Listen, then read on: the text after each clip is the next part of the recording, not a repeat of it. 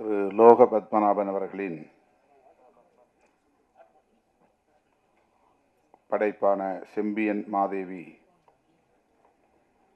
திரை காவியத்தின் இசை மற்றும் முன்னோட்ட காட்சி வெளியீட்டு விழாவை சிறப்பிக்கிற வகையில் பங்கேற்று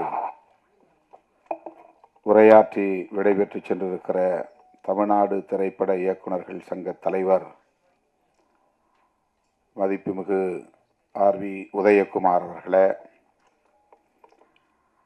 எழுத்தாளர் ஓவியா அவர்களே, திரு துரைசாமி அவர்களே, திரு விஜயமுரளி அவர்களே,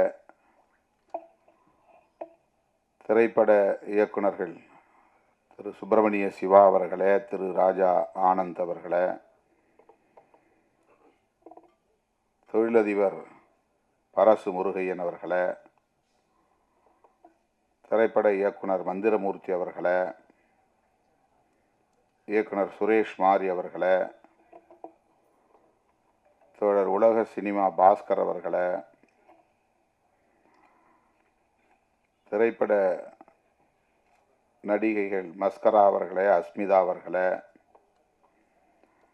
பாடலாசிரியர் அரவிந்த் அவர்களே,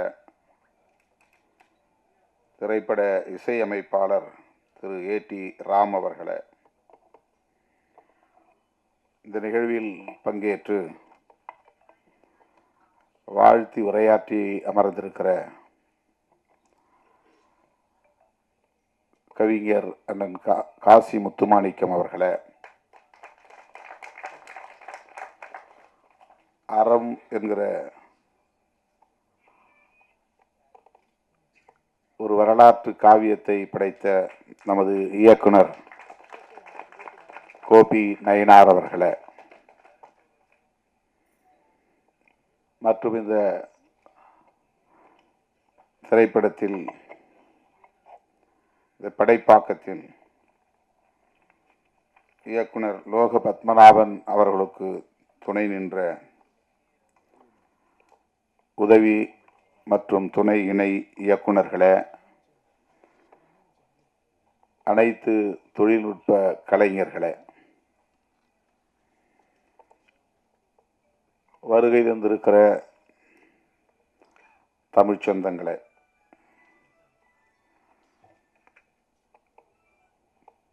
திரு லோக பத்மநாபன் அவர்களே, உங்கள் அனைவருக்கும் என்னுடைய பணிவார்ந்த வணக்கத்தை தெரிவித்துக் கொள்கிறேன். சற்று காலந்தாழ்ந்து வர நேர்ந்தமைக்கு முதலில் வருத்தத்தை தெரிவித்துக் கொள்கிறேன்.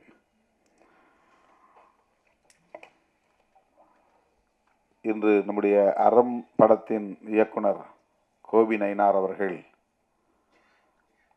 இயக்கியுள்ள மனுஷி என்கிற ஒரு திரைப்படத்தின் முன்னோட்ட காட்சியை பார்க்கிற ஒரு சூழல் அமைந்தது. திரு வெற்றிமாறன் அவர்களின் தயாரிப்பில் கோபி நயினார் அவர்களின் இயக்கத்தில் விரைவில் வெளிவர இருக்கிற இசையமைப்பாளர் இளையராஜா அவர்களுடைய இசையில், பின்னணி இசையில் விரைவில் வெளிவர இருக்கிற மனுஷி திரைப்படத்தை பார்த்தோம். அதனால்தான் 3 பேரும் ஒன்றாக வந்து சேர்ந்திருக்கிறோம். இயக்குனர் கோபி அவர்களும் நம்முடைய அண்ணன் கவிஞர் காசி முத்துமாணிக்கம் அவர்களும் இந்த நிகழ்ச்சிக்கு திடீர் விருந்தாளிகளாக வந்திருக்கிறார்கள். அதற்கு காரணம், நாங்கள் ஒன்றாக அந்த திரைப்படத்தை முன்னோட்ட காட்சியை பார்த்துவிட்டு அடுத்து தவிர்க்க முடியாத இன்னொரு நிகழ்விலும் பங்கேற்றுவிட்டு இங்கே வந்து சேருவதற்கு, போக்குவரத்து நெரிசலையும் தாண்டி வந்து சேருவதற்கு காலத்தாழ்வு நேர்ந்து விட்டது. நெடுநேரமாக நீங்கள் காத்திருக்கிறீர்கள்.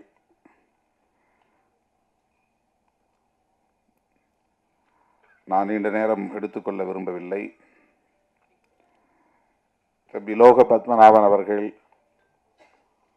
பேசும்போது 2010 நான் இந்த மேடையில் ஒரு உதவி இயக்குனராக ஏறி நிற்கிற வாய்ப்பு கிடைத்தது. 14 ஆண்டுகளுக்கு பிறகு ஒரு இயக்குனராக இந்த மேடையில் நான் வந்து நிற்கிறேன். இது ஒரு அருமையான தருணமாக நான் பார்க்கிறேன் என்று தன்னுடைய நெடிய பயணத்தை திரும்பி பார்க்கிறார். இந்த இடத்தை எட்டுவதற்கு ஒரு மாமாங்கம் தேவைப்பட்டிருக்கிறது. 12 ஆண்டுகளுக்கு மேலாக எப்படி இவர் இயக்குகிறார், எழுதுகிறார், நடிக்கிறார், இசையும் அமைக்கிறார் என்று பலரும் இங்கே வியப்பாக கேள்வி எழுப்பினார்கள். அதற்கு நான் விடை சொல்கிறேன் என்று தன்னுடைய போராட்ட வாழ்வை பகிர்ந்து கொண்டார். எத்தனை திரைப்படங்களில் உதவி இயக்குனராக, எத்தனை திரைப்படங்களில் துணை இயக்குனராக, இணை இயக்குனராக பணியாற்றினேன். தமிழை தாண்டி தெலுங்கு போன்ற பிற மொழிகளிலும் நான் பணியாற்றி இருக்கிறேன். 5 ஆண்டு காலம் இசை மாணவனாக பட்டய வகுப்பில் பயின்று தேர்ச்சி பெற்றிருக்கிறேன் என்று தனக்குள்ள தகுதி நிலைகளையும் இங்கே எடுத்துரைத்தார். இத்தனை தகுதிகள் இருந்தும், ஆற்றல் இருந்தும், அனுபவம் பட்டறிவு இருந்தும் தான் எண்ணியதை எய்துவதற்கு, அடைவதற்கு இந்த களத்தில் எவ்வாறு போராட வேண்டியிருக்கிறது என்பதைத்தான் அவருடைய உரை நமக்கு உணர்த்தி இருக்கிறது. 13 ஆண்டுகளுக்கு பிறகு ஒரு இயக்குனராக இப்போது அவர் இந்த மேடையிலே நிற்கிறார். அவர் இயக்கிய, படைத்திருக்கிற அந்த திரைப்படத்தின் இசை தட்டினை வெளியிடுவதற்கான ஒரு வாய்ப்பை எனக்கு வழங்கி எனக்கு பெருமை சேர்த்திருக்கிறார். அதற்காக நான் அவருக்கு முதலில் நன்றியை தெரிவித்துக் கொள்கிறேன். திரைப்படத்தை முழுமையாக பார்த்தால்தான் அதை பற்றி நாம் சொல்ல முடியும். ஆனாலும் அதன் கருப்பொருள் என்ன என்பதை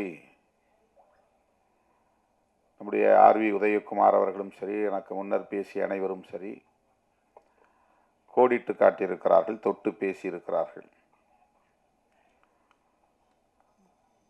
தமிழ்நாட்டில் காதல் என்பதும் ஒரு அரசியலுக்கான பேசுபடு பொருளாக மாறி இருக்கிறது. காதலை பற்றியும் பேசி அரசியல் ஆதாயம் தேட முடியும் என்பது தமிழக அரசியலில்தான் முதலாக நாம் பார்க்கிறோம். அரசியல் ஆதாயத்திற்கு காதலையும் பயன்படுத்துவது, அதையும் ஒரு மூலதனமாக மாற்றிக்கொள்வது. ஒருபடி அரசியல்வாதியை தாண்டி சினிமா துறையிலே இருப்பவர்களும் கூட நாடக காதல் என்கிற பெயரிலே அதையும் அரசியலாக்கி அல்லது வணிகமாக்கி ஆதாயம் தேட பார்க்கிறார்கள். அவர்கள் அரசியல்வாதியிடமும் கெட்டிக்காரர்கள். அரசியல்வாதிகளையும் தூக்கி சாப்பிடக்கூடிய அளவுக்கு கெட்டிக்காரர்களாக இருக்கிறார்கள். என் பெயரை சொல்லியும் பிழைக்கிறார்கள். பிழைத்து விட்டு போகட்டும் என்று நான் அதை கண்டுகொள்ளவில்லை. எனக்கும் அதற்கும் அவர்கள் சொல்லுகிற பொருளுக்கும் சம்பந்தமே கிடையாது. என் பெயரை சொல்லி ஒரு படம் தயார் பண்ணி அதிலே வணிகம் செய்ய முடியும் என்கிற அளவுக்கு நான் ஒரு மூலதன பொருளாக இருக்கிறேன் அவர்களுக்கு என்று சில நேரங்களில் நான் தோழர்களோடு பகிர்ந்து கொள்வதுண்டு. காதல் என்பது காலம் காலமாக பேசப்பட்டு வருகிற ஒரு உயர்ந்த சொல், சிறந்த சொல். மனிதன் தோன்றிய காலத்திலிருந்து மனித குலத்தை வழிநடத்துகிற ஒரு வலிமை மிக்க சொல் காதல். யாரும் சொல்லி வருவதில்லை, தூண்டியும் வருவதில்லை. அது ஒரு இயல்பான உணர்வு. அதில்தான் ஆர்வி உதயகுமார் அவர்கள் காதலித்து பார்த்தால்தான் காதலை புரிந்து கொள்ள முடியும் என்று சொன்னார். பாடம் எடுத்து புரிந்து கொள்ள முடியாது. அறிவியலை பாடம் எடுத்து சொல்லித்தர முடியும், கணக்கை பாடம் எடுத்து சொல்லித்தர முடியும், அதற்கெல்லாம் ஆசிரியர்கள் உண்டு. காதலுக்கு ஆசிரியர்கள் கிடையாது. அது இயல்பான உணர்வு. அப்படி சொல்லித்தரவும் முடியாது.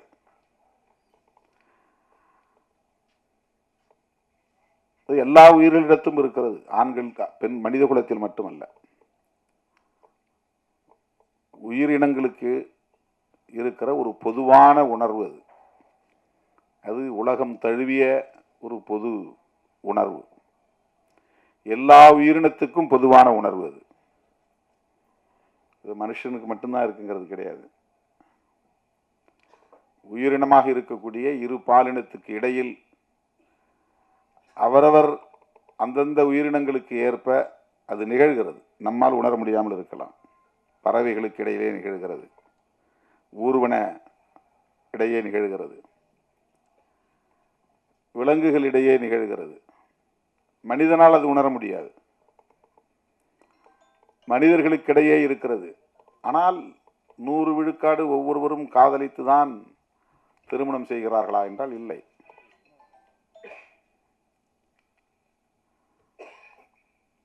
ஒரு கிராமத்தில் ஒரு வயதொத்த இளம் ஆண்கள் அல்லது இளம் பெண்கள், ஒரு 20 ஆண்கள் அல்லது 20 பெண்கள் இருக்கிறார்கள் என்று சொன்னால்,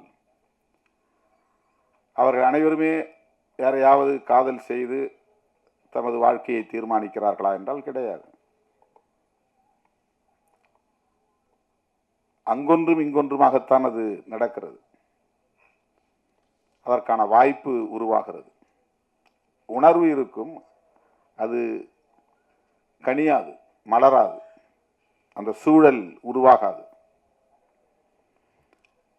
ஆகவே இது ஒரு தன்னியல்பான ஒன்று.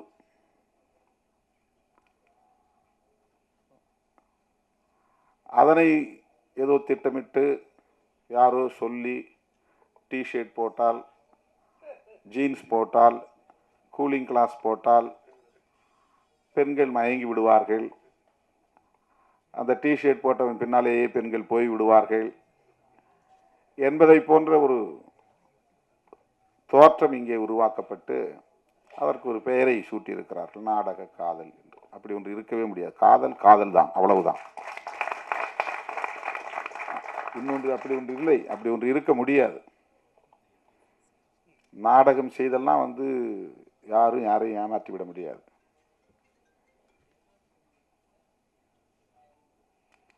நாம் பெற்ற பிள்ளைகளையே நாம் குறைத்து மதிப்பிடுவதாக ஆகிவிடும்.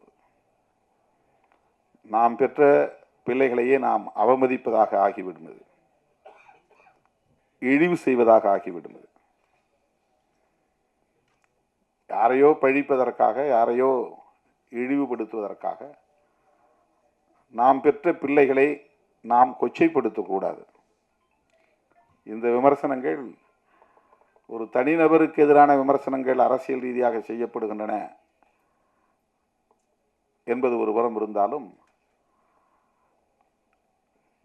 பெண்களை, நம் வீட்டு பிள்ளைகளை, பெண் பிள்ளைகளை அது கொச்சைப்படுத்துகிற ஒன்று.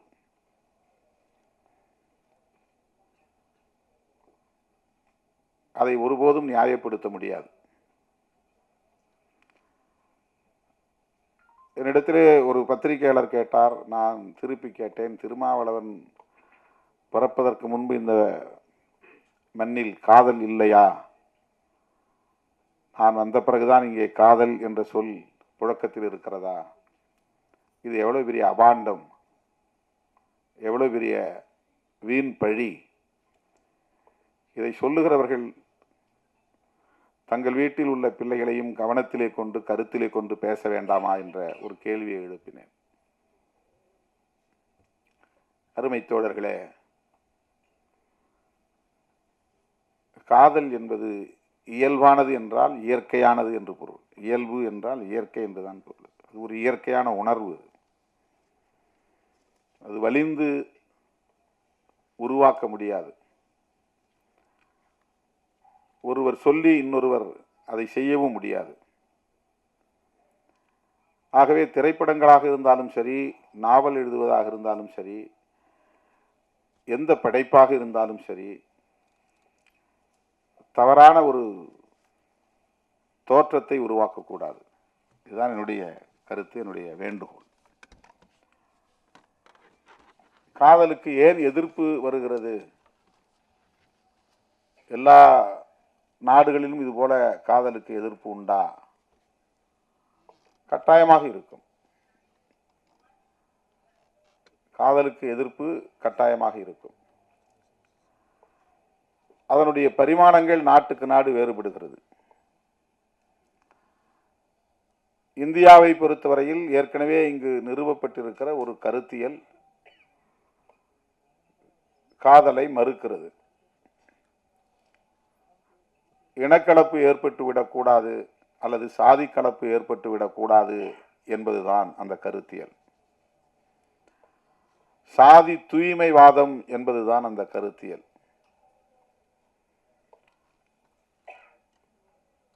சாதி விட்டு சாதி திருமணம் செய்தால் ஒரு சாதிக்கான பாரம்பரியத்தில் களங்கம் ஏற்பட்டுவிடும். அந்த சாதி காப்பாற்றி வருகிற தூய்மை கலங்கப்பட்டுவிடும். எனவே திருமணத்தை சாதிக்குள்ளேயே பண்ண வேண்டும் என்பது இங்கே ஒரு கருத்தாக நிறுவப்பட்டிருக்கிறது. எஸ்டாபிளிஷ்ட் அகமண முறை, எண்டோகாமி. இது எஸ்சி எஸ்டி மக்களுக்கும் இதர மக்களுக்கும் இடையிலான பிரச்சனை கிடையாது. ஒவ்வொரு சாதிக்கும் இடையிலான பிரச்சனை இது. ஒவ்வொரு சாதிக்கும் இடையிலான பிரச்சனை இது. சாதியிலேயே உயர்ந்த சாதி என்று கருதப்படுகிற பிராமணர்கள் தனித்தனி சாதிகளாகத்தான் இருக்கிறார்கள். அங்கேயும் அகமண முறைதான் உண்டு, புறமண முறை கிடையாது. அங்கேயும் அகமண முறைதான். சாதி கலப்பு ஏற்படக்கூடாது என்பது அங்கேயும் இருக்கிறது. சாதி தூய்மைவாதம் அங்கேயும் இருக்கிறது. ஆகவே காதல் ஆர்.வி. உதயகுமார் அவர்கள் சொன்னதை போல சாதி, மதம், மொழி, இனம் என்கிற வரையறைகளை தாண்டிய ஒன்று. அதை தடுப்பது இந்த கருத்தியல். சாதி விட்டு சாதியெல்லாம் காதலிக்க கூடாது. காதலித்தால் வெட்டுவோம். இது ஏன் நிகழ்கிறது? இனக்கலப்பு ஏற்படக்கூடாது. சாதி தூய்மை பாதுகாக்கப்பட வேண்டும். சாதி தூய்மை பாதுகாக்கப்பட வேண்டும் என்பதற்காக தண்டனை வழங்கப்பட்டது. அந்த தண்டனையை வரையறுத்த சட்டம்தான் மனுஸ்மிருதி. மனுஸ்மிருதி என்பது ஒரு சட்டம். அது ஒரு கோட் ஆஃப் மனு என்றுதான் அதற்கு பெயர். அதுதான் அந்த தண்டனையை தருகிறது. சாதி விட்டு சாதி திருமணம் பண்ணா அவங்கள அலோவ் பண்ணக்கூடாது. 2 பேரையும் ஒழிச்சணும். இல்லைன்னா சாதி கலப்பு ஏற்பட்டுரும். சாதி கலப்பு ஏற்படக்கூடாது என்பது ஒரு கருத்தியலாக இந்த மண்ணில் நிலைநிறுத்தப்பட்டிருக்கிறது. அந்த கருத்து தான் காதலுக்கு எதிர்ப்பாக நிற்கிறது. அதுதான் நாடக காதல் என்கிற புதிய சொல்லாடலை எல்லாம் கொண்டு வந்து நிறுத்துகிறது. படைப்பாளர்கள் அதை தாண்டி சிந்திக்க வேண்டும். அதனால்தான் கலைஞர்கள், படைப்பாளர்கள் சுதந்திரமானவர்களாக இருக்க வேண்டும். இந்த மாதிரியான எந்த பிற்போக்கான கருத்தியலுக்குள்ளும் போய் சிக்கிக் கொள்ளக்கூடாது. அவர்கள் இயல்பான வாழ்வியலோடு இயைந்து இயங்கக்கூடியவர்களாக இருக்க வேண்டும்.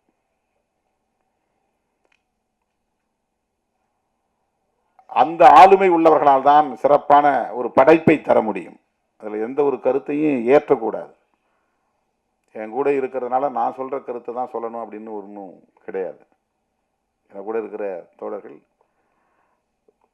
அவருக்கு ஒரு சுதந்திரம் இருக்கு. இப்போ அறம் படத்தினுடைய இயக்குனர் கோபி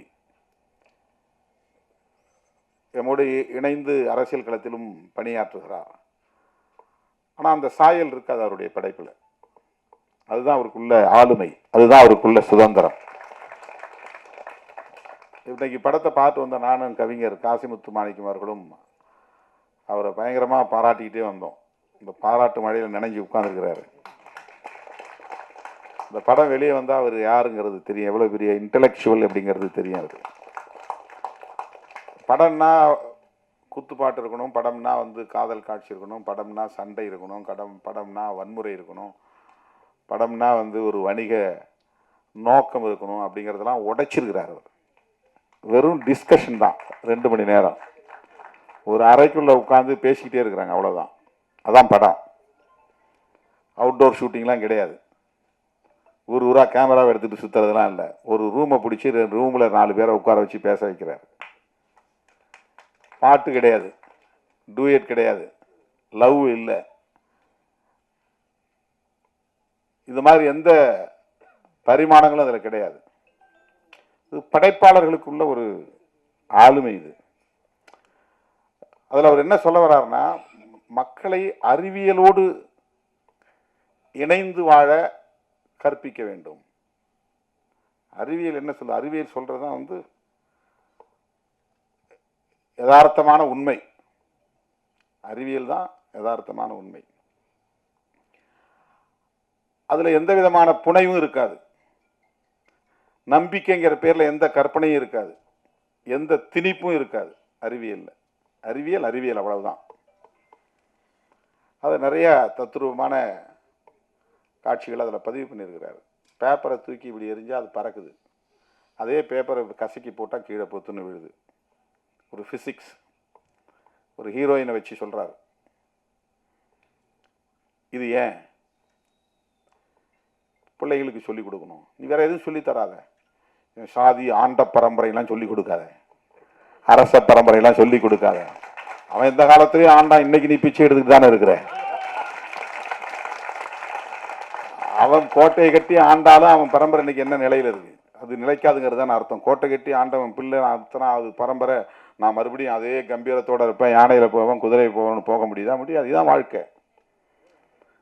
கோட்டை இருந்த இடம் இப்போ வந்து மண்ணா கிடக்குது. அதனால அதை சொல்றதுல எந்த அர்த்தமும் கிடையாது. அறிவியலை சொல்லி கொடுங்கிறார் இந்த படத்துல. அறிவியலை சொல்லி கொடு. அறிவியல்னா பரீட்சைக்கு எழுதுறதுக்கான அந்த சயின்ஸ் இல்லை, வாழ்வியலே ஒரு அறிவியல் தான். அந்த அறிவியல் அடிப்படையில் தான் உயிரினங்கள் எல்லாம் வாழ்கிறது. கற்பனைகளிலும் கற்பனையான நம்பிக்கைகளிலும் சிக்கி கிடக்கிற உயிரினம் தான் மனித குலம். இதுதான் வந்து கற்பிதங்களுக்குள் சிக்கி கிடக்கிற சமூகம்.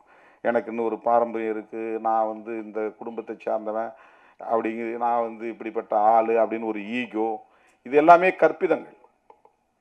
சாதி என்பது ஒரு கற்பிதம், மதம்ங்கிறது ஒரு கற்பிதம், கடவுள் என்பது ஒரு கற்பிதம். கடவுள் உண்டா இல்லையான்னு கேள்வி கேட்பேன். நீ கடவுள் நம்புறியா இல்லையா கேள்வி, அந்த டிஸ்கஷனை போகுது. உண்டா இல்லையாங்கிறது பிரச்சனை இல்லை, நம்புறியா இல்லையா.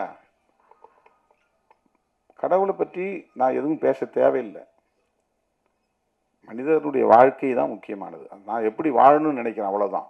இந்த வாழ்க்கையை எப்படி நான் வாழ்ந்துட்டு போகணும். ஒரு அருமையான ஒரு உரையாடலை வந்து அவர் 2 மணி நேரத்துக்கான ஒரு திரைப்படமா உருவாக்கி இருக்கிறார். இப்படிப்பட்ட படைப்பாளர்கள் தான் வந்து இப்போ தேவைப்படுகிறார்கள். அதுதான் ரொம்ப முக்கியம். இப்போ என் கூட இருக்கிறாரு, நீங்கள் வந்து நான் பேசுகிற அரசியல்லாம் நீங்கள் அதில் பேசக்கூடாதா, அந்த வசனங்கள்லாம் அதில் வைக்கக்கூடாதா, என்ன அந்த சாயல் இல்லை அப்படின்னு நான் வந்து அவரை தூண்ட முடியாது. அப்படி கருத்தை திணிக்கவும் கூடாது. அது வேறு. அவர் 24 மணி நேரம் அரசியல் பண்றாரு, ஆனா படத்துல அது அந்த சாயல் இருக்காது. அந்த சாயல் இல்லை. அறம் ஒரு படம் நீங்க பார்த்தா தெரியும்.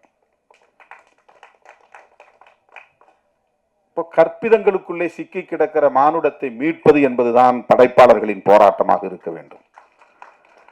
கற்பிதங்களுக்குள் சிக்கி கிடக்கிற மானுடத்தை மீட்பதுதான் படைப்பாளர்களின் ஆளுமையாக இருக்க வேண்டும். அதுதான் ரொம்ப முக்கியமானது. ஆணவ கொலை என்பது ஒரு கற்பிதம். அது என்னன்னா, அவனுக்கு வந்து பெற்ற பிள்ளையை விட 10 மாசம் சுமந்த பிள்ளை அவனுடைய வாழ்க்கையை விட, நான் வந்து என் சாதி கௌரவம் தான் முக்கியம். இந்த வசனத்தை செம்பியன் மாதிரி வருது, எனக்கு சாதியும் கௌரவம் தான் முக்கியம் அப்படின்னு விட்டான். இந்த சாதியும் கௌரவமும் தான் எனக்கு முக்கியம். என்ன கௌரவம்?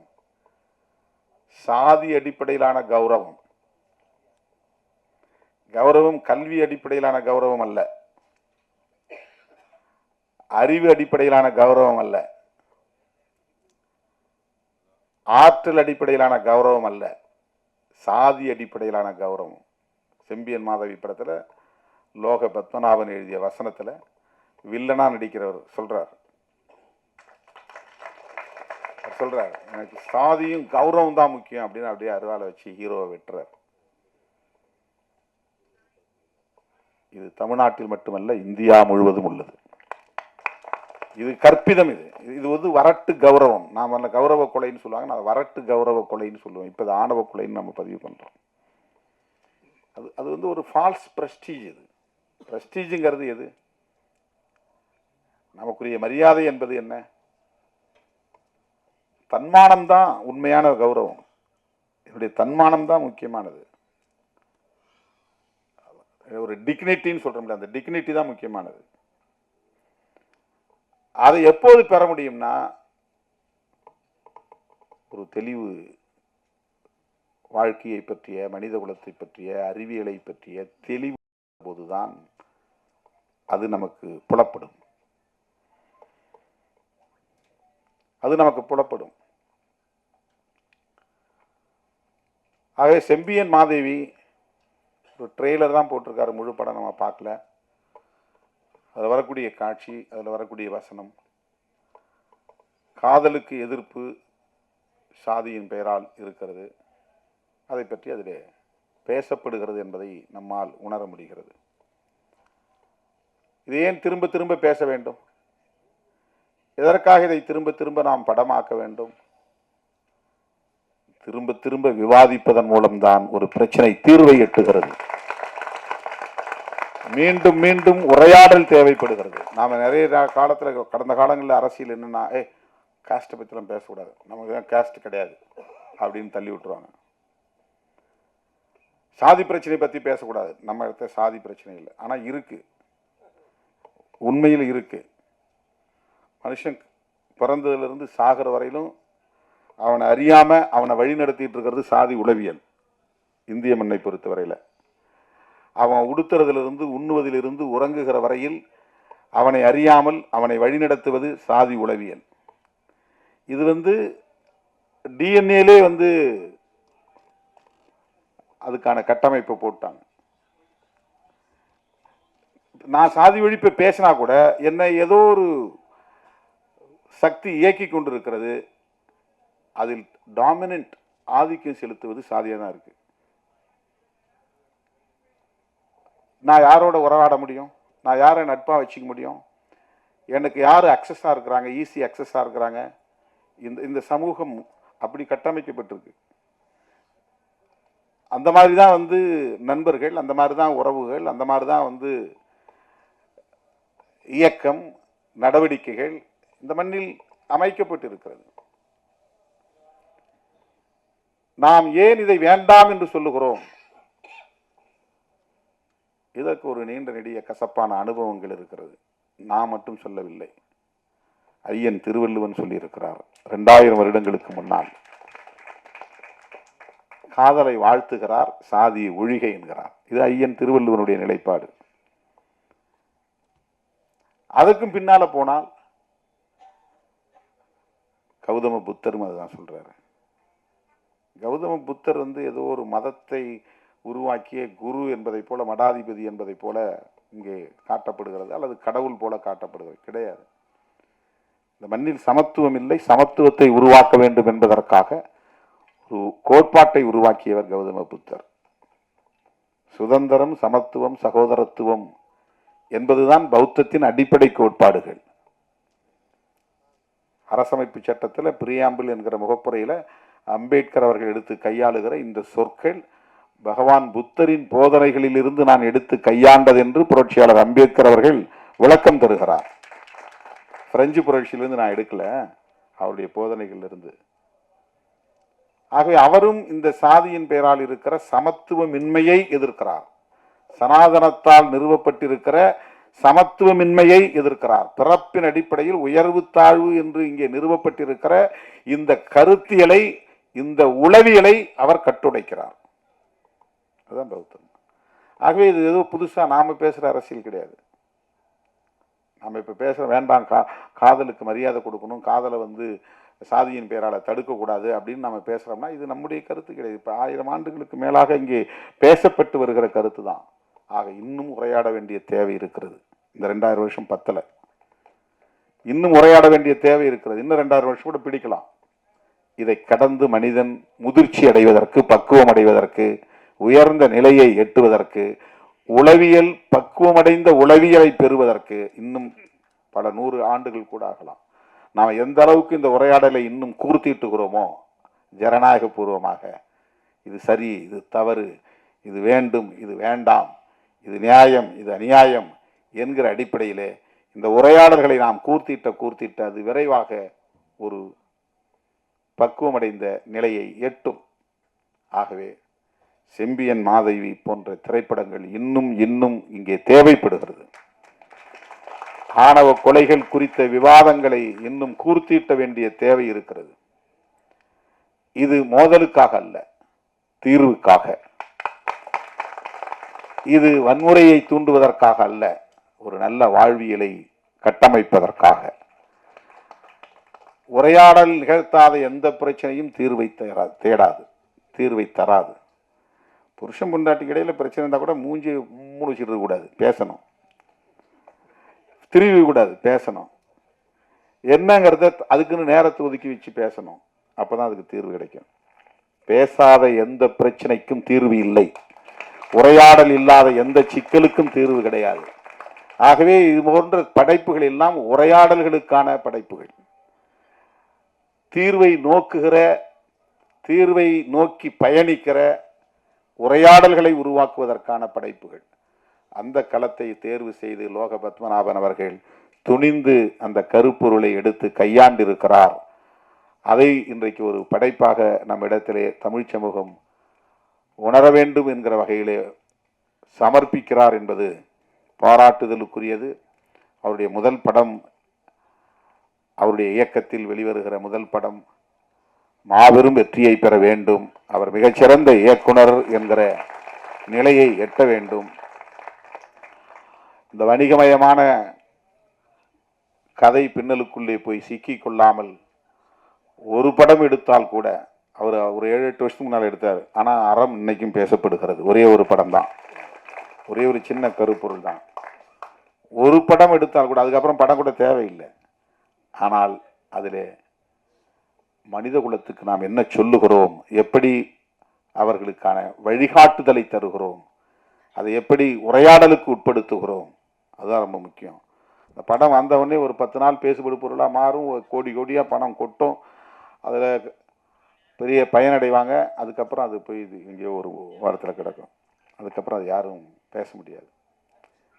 அப்படி படைப்புகள் அப்படி இருக்கக்கூடாது. ஆகவே செம்பியன் மாதேவி படத்தை எழுதி இயக்கியிருக்கிற, இசையமைத்திருக்கிற லோக பத்மநாபன் அவர்கள் ஒரு முற்போக்கான சிந்தனையுள்ள, சமூக மாற்றத்தை விரும்புகிற, இயல்பான இயற்கையான வாழ்வியலை மனித குலத்துக்கு எடுத்துரைக்கிற ஆற்றல் வாய்ந்த ஒரு படைப்பாளராக பரிணமிக்க வேண்டும். இன்னும் அவருடைய புகழ் ஓங்க வேண்டும் என்று சொல்லி இந்த வாய்ப்புக்கு நன்றி கூறி முடிக்கிறேன். நன்றி, வணக்கம்.